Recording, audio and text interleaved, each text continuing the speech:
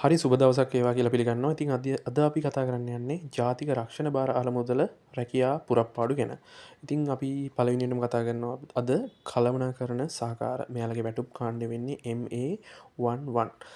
තුන්වෙනි ශ්‍රේණිය තමයි මෙයාලා තියෙන්නේ. ඉතින් මේ තනතුරටත් අයදුම් කරනකොට සාමාන්‍ය පෙළ විභාගයේදී සිංහල හෝ දෙමළ, ඉංග්‍රීසි භාෂාව, ගණිතය යන විෂයන් 4කට සමාන සාමාර්ථයන් සහිතව විෂයන් 6කින් එකවරකදී සමත් වෙලා තියෙන්න ඕනේ. ඒ කියන්නේ ඉහත කතා කරපු විෂයන් වලට C තියෙන්න ඕන කියලා තමයි මේ කියන්නේ. ඊට පස්සේ A level result බලමු. A level result අනිවාර්යයෙන්ම පාස් වෙලා තියෙන්න ඕනේ. ඒ කියන්නේ S3ක්වත් තියෙන්න ඕනේ කියලා තමයි මෙයාලා සඳහන් කරන්නේ. සාමාන්‍ය පොදු පරීක්ෂණේ හැර අනිවාර්යයෙන්ම S3ක් තියෙන්න ඕනේ. ඊට පස්සේ බලමු අපි අභ්‍යන්තර අයදුම්කරුවන් සහ බාහිර අයදුම්කරුවන් විදිහට දෙකකට බෙදෙනවා. අභ්‍යන්තර කියන්නේ මේකේ ඇතුළෙම ඉන්න කට්ටියට දාන්න පුළුවන් ඇප්ලිකේෂන් එක. බාහිර කියන්නේ පිටින් ගන්න. හරි ඒක ගැන ලොකුවට හිතන්න එපා. ඊට පස්සේ බලමු මෙයාලගේ සැලරි කෝඩ් එක කොහොමද? සැලරි කෝඩ් එක වෙන්නේ MA11. ඒ කියන්නේ ඔයාලට හම්බෙනවා 46220 ඉඳලා 83390ක් යනකම් මාසික පඩියක් ගන්න පුළුවන් කියලා තමයි මෙයාලා කියන්නේ. වයස අවුරුදු 18ට අඩු වෙන්නත් ඕනේ. අනිවාර්යයෙන්ම වයස අවුරුදු 45ට නොවැඩි වෙන්නත් ඕනේ. හරි ඉතින් ওই විදිහට ඇප්ලයි කරන්න මේ තනතුරට. බලමු ඊළඟ තනතුර මොකක්ද කියලා. ඊළඟ තනතුර අපිට තියෙන්නේ මෙන්න මේ තනතුර පාරිභෝගික සේවා සහකාර. මෙයාලට කියවෙන සැලරි කෝඩ් එක විදිහට MA12 තමයි සඳහන් කරලා තියෙන්නේ. තුන්වෙනි ශ්‍රේණිය තමයි ගන්නෙ. ඉතින් මෙයාලට අනිවාර්යයෙන්ම සාමාන්‍ය පෙළ විභාගයේදී සිංහල හෝ දෙමළ, ඉංග්‍රීසි භාෂාව, ගණිතය ඇතුළු විෂයන් 4කට සම්මාන සාමාර්ථ සහිතව. ඒ කියන්නේ C සාමාර්ථ සහිතව විෂයන් 6කින් එකවරකදී සමත් වෙලා තියෙන්න ඕන කියලා මෙයාලා සඳහන් කරනවා. ඊට පස්සේ අනිවාර්යයෙන්ම ඔයා A level exam එකේදී අනිවාර්යෙන් S3ක් අවම S3ක් තියෙන්න ඕනේ පොදු පරීක්ෂණේ හැර. හරි. ඊට පස්සේ අවම වශයෙන් මාස 6ක පාරිභෝගික භාණ්ඩ හැසිරීම දුරකථන ඇමතුම් මධ්‍යස්ථානයේ මෙහෙයුම් වගේ දේවල් සේවා පොළ පුරුද්දක් තියෙන එකත් මෙයාලා අතිරේක සුසුමක් විදිහට සඳහන් කරනවා. ඉතින් මේ තනතුරට ඒ විදිහටම ඇප්ලයි කරන්න. අභ්‍යන්තර අයදුම්කරුවන් ඉන්නවා, බාහිර අයදුම්කරුවන් ඉන්නවා. ඒ ගැන ගැටලුවක් කරගන්න එපා. මෙයාලට දෙන මාසික සැලරි එක 46220 සිට 84350 දක්වා මේ මාසික දීමනාවක් මේ කට්ටියටත් හම්බ වෙනවා කියලා සඳහන් කරනවා. ඉතින් වයස සීමාව ගත්තන් පස්සේ 18ට නොඅඩු වයස අවුරුදු 45ට නොවැඩි කට්ටිය තමයි මේකට ඇප්ලයි කරන්න ඕනේ. අභ්‍යන්තර අයදුම්කරුවන් සඳහා උපරිම වයස අදාළ නොවේ කියලාත් කියනවා. ඒ කියන්නේ මේ ආයතනයේ වැඩ කරන කවුරු හරි ඉන්නවනම් එයාලට වයස අදාළ වෙන්නේ නැහැ කියලා මෙයාලා සඳහන් කරලා තියෙනවා. ඉතින් බලමු ඊළඟ තනතුර තමයි මෙන්න මේ තොරතුරු තාක්ෂණ සහකාර. මෙයාලගේ වැටුප් කේතය වෙන්නේ MA21 තුන්වෙනි ශ්‍රේණියට තමයි ගන්නෙ. ඉතින් මෙම තනතුරට අදාළ සුසුකම් විදිහට මෙයාලා කියලා තියෙන්නේ NVQ level 5. NVQ level 5ට අඩු නොවන ඩිප්ලෝම එකක් හරි සහතික පත්‍රයක් හරි තොරතුරු තාක්ෂණය ගැන ඩිප්ලෝම එකක් හරි සහතික පත්‍රයක් හරි තියෙනවා නම් අනිවාර්යයෙන්ම ඔයා සුසුකම් ලාභියෙක් කියලා මෙයාලා මෙන්ෂන් කරලා තියෙනවා. ඊට පස්සේ මෙයාලගේ මෙම තොරතුරු තාක්ෂණික සහකාර වැටුප වෙන්නේ සාමාන්‍යයෙන් 50540 ඉඳලා 87710ක් යනකම් මාසික පඩියක් මෙම රැකියාව කරන අයට මෙම තනතුරට හම්බ වෙනවා කියලා මෙයාලා සඳහන් කරලා තියෙනවා. ඉතින් වයස අවුරුදු 18ට නොඅඩු කට්ටියයි වයස අවුරුදු 45ට නොවැඩි අයයි මේකට ඇප්ලයි කරන්න කියලා තමයි මෙයාලා කියලා තියෙන්නේ. ඉතින් අනිවාර්යයෙන්ම ශ්‍රී ලාංකික පුරවැසියෙක් වෙන්නත් ඕනේ, ශාරීරික මානසික විදිහට නිරෝගී වෙන්නත් ඕනේ, යහපත් චරිතකින් යුක්තත් වෙන්න ඕනේ කියලා මෙයාලා විශේෂයෙන් සඳහන් කරලා තියෙනවා.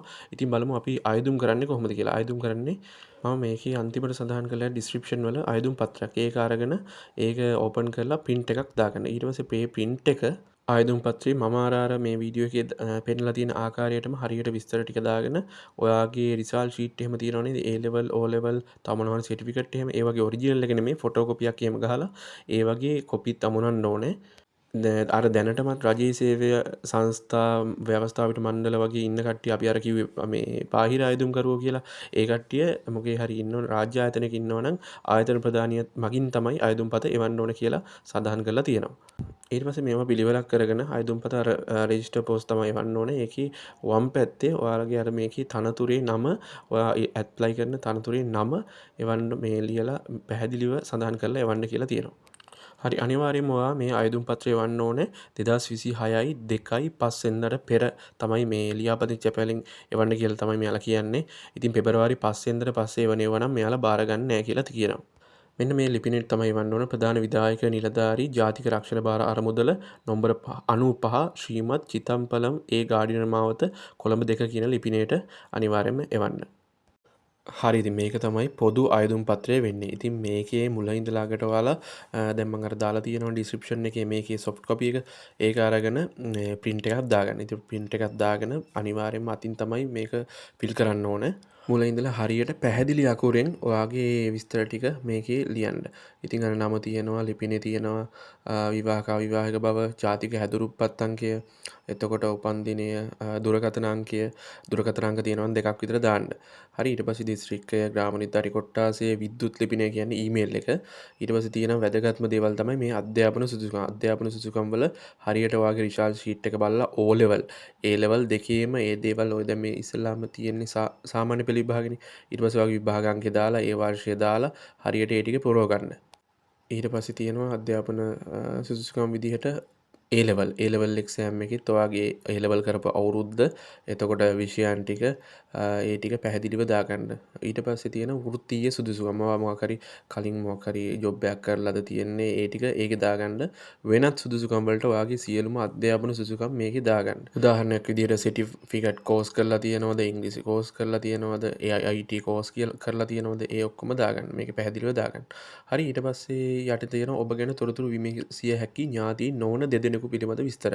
ඉතින් ඔයාගේ යාළුවා හරි කවුරු හරි එයාගේ පදවියත් එක්ක මේ ලිපිනෙත් එක්ක එයයි නමයි දුරකථන අංකයත් එක්ක ඔය දෙන්නෙක් හිටියනම් ඇති ඒ ටික ඔය වගුවේ පුරව ගන්න. ඊට පස්සේ යට පේලිය තියෙනවා ඉහත සියලු තොරතුරු සත්‍ය බවට තහවුරු කරමි කියලා ඔයාගේ අස්සන දාලා දිනේ දාලා ඒ ටික අස්සම් කරන්න. ඉතින් ඔයාලා අස්සන සහතික කරන එක නම් ඒක අනිවාර්යෙන් කරන්න ඕනේ. ඔයාලා මොකක් හරි රජයේ සේවයක දැනට මොකක් හරි ඉන්නවා නම් ඔය ආයතන ප්‍රධානිය මගින් යවන්න කියලා යට තියෙනවා නේද? ඔන්න ඔය කෑල්ල පුරවලා ඔය ටික පිරෙවුවා නම් ඇති. අනිත් එක තමයි දැන් මේක පුරවලා ඔක්කොම මුල ඉඳලාකට චෙක් කරන්න. ඊට පස්සේ අර මං කියවනේ A level O level සහතික ටික ෆොටෝකොපි ටිකත් අමුණලා ස්ටේපර් කට්ටක් ගහලා රෙජිස්ටර් පෝස්ට් ඔය මන් දැන් දාලා තියෙනවා. ඕන් ඔය විදිහට ඕකේ ඇතුලේ මේ දාලා පෝස්ට් කරන්න තමයි තියෙන්නේ. ඉතින් එහෙනම් ඔය විදිහට පෝස්ට් කරන්න මැට්ටික් කරගන්න මොනවා හරි ප්‍රශ්නයක් ගැටලුවක් තියෙනවා නම් මේ අනිවාර්යයෙන්ම කමෙන්ට් එකක් දාන්න. අපි ඒ වෙලාවෙම ඔයාලට රිප්ලයි එකක් දෙනවා පුළුවන් විදිහට. එහෙනම් ජය වේවා කියලා හැමෝටම ප්‍රාර්ථනා කරනවා.